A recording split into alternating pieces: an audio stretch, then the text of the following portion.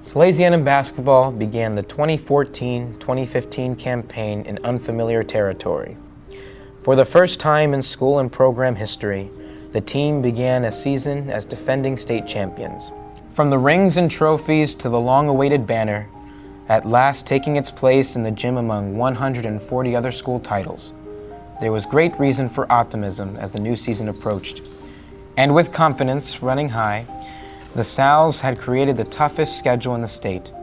After a few weeks, a new team had been assembled to defend their crown. 3 players on the floor when time expired at the Bob back on March 8, 2014, when the victory over St. George's was secured. Shane Clark, Jabri Willis, and Villanova recruit Dante DiVincenzo. But as players, coaches, and managers soon discovered, for as much talent had been assembled and as much experience was returning, there would be hurdles and challenges that would push the team to its limits.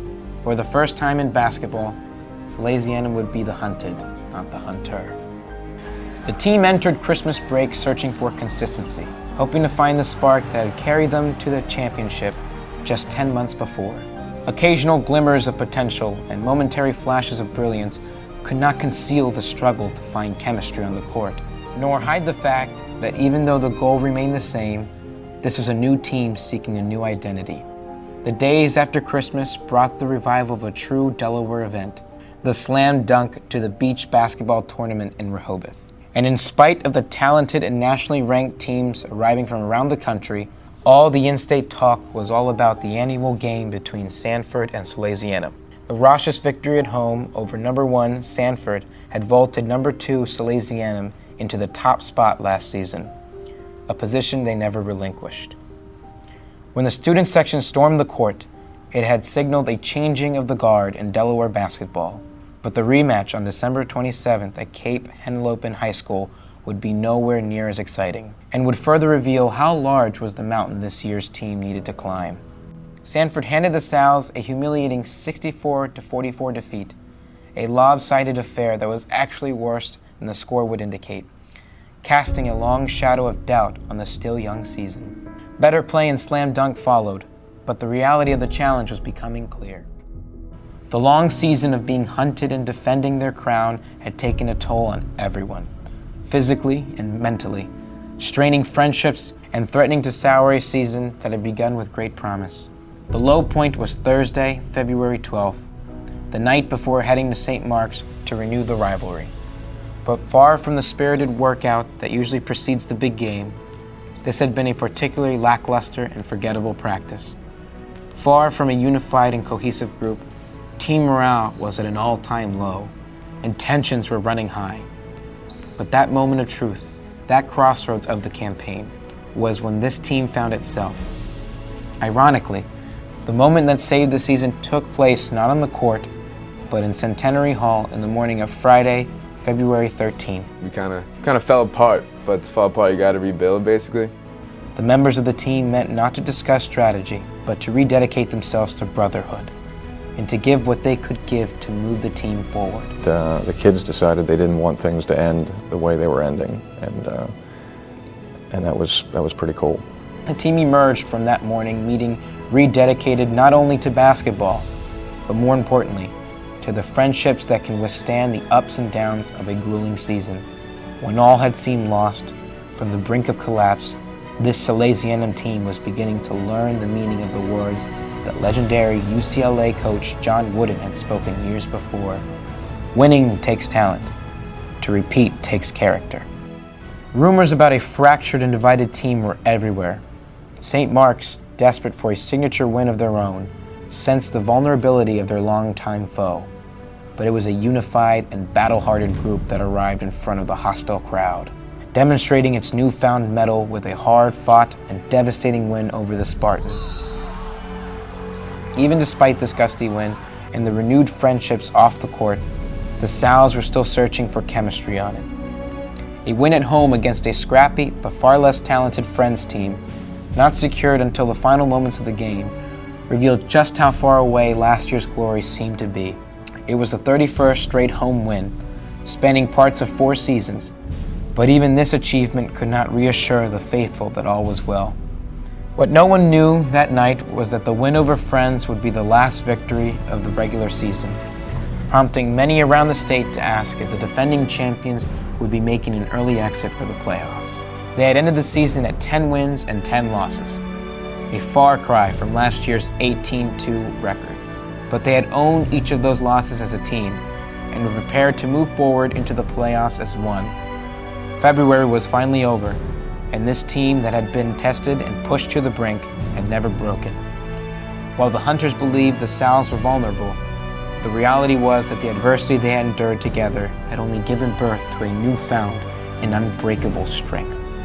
After a first-round bye, the Sals began their playoff journey at home against St. George's in a rematch of last year's title game. Even at home, they openly questioned the readiness of this team to defend the title, wondering if the seniors had the talent and the heart, and if the underclassmen were really ready to contribute in the win-or-go-home reality of the playoffs. And a talented St. George's team came into Salesianum determined to avenge the loss of 1 year before. But Salesianum calmly and confidently took the floor in their gold shirts to pray with the student section, and to draw strength and energy from one another. It was a ritual that would be repeated in every playoff game to follow, and the results on the court would also be repeated in each successive game. Hustle and grit at both ends of the court, players stepping up to the challenge, and Dante delivering on the biggest stage. To those hoping for any early exit for the defending champs, the reality was beginning to set in. Salesianum may once again be a force to be reckoned with. The Sals won 50-43, sending St. George's home empty-handed for the second straight season. The semifinal game renewed a great student section tradition, arriving in shirt and tie for the Dress to Impress game. The prayer and break remained the same, a new tradition and a sign of unity beyond the team that was creating an unstoppable force. The opponent was not Pleasant, who had defeated Salesianum back in the dark days of the season, but this was a reborn, re-energized Salesianum, and a sense of experience, confidence, and inevitability was beginning to set in. Dante continued to shine in his third straight dominating performance. Shane continued to set the pace. Jabri Willis played with veteran confidence, making plays at both ends of the floor as the X factor. And in the end, the Green Knights were defeated 60-49, and the defending state champions had not only silenced the doubters, but had earned the right to defend their title in the final high school basketball game of the 2014-2015 season. The team arrived at the Bob at noon on Saturday, March 14th. Win or lose, the journey would end this day. And in spite of how bleak things had seemed only 2 weeks before, the team this day expected to win. Polytech's 22-1 record was something to respect, but this wasn't a confidence based on sizing up the opponent. It was based on knowledge that this team had overcome every hurdle, had only one challenge left to be faced. Switching to zone for the first time all season caught not only Polytech, but the entire state off guard. And even after a 10-point lead evaporated during an 11-0 third quarter Polytech run, there was no panic. Just steely, determined, confident execution. As the Sals pulled away, they made all the plays down the stretch, from the seniors to the freshmen to the captains. And when the battle was finally won, the school that had taken so long to win its first state title now had won back-to-back.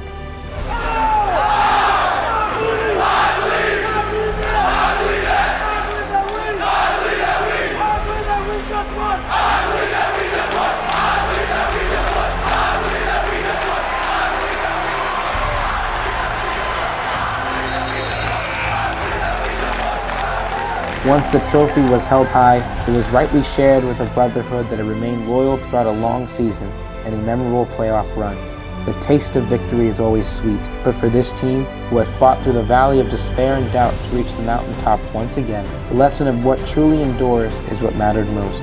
Friendship, brotherhood, trust, sacrifice. These are the very gifts they prayed for after every game, win or lose. The grace to grow as people, as players, and as a team. And once they truly made these long-lasting gifts their goal, success followed. For winning takes talent, but to repeat takes character.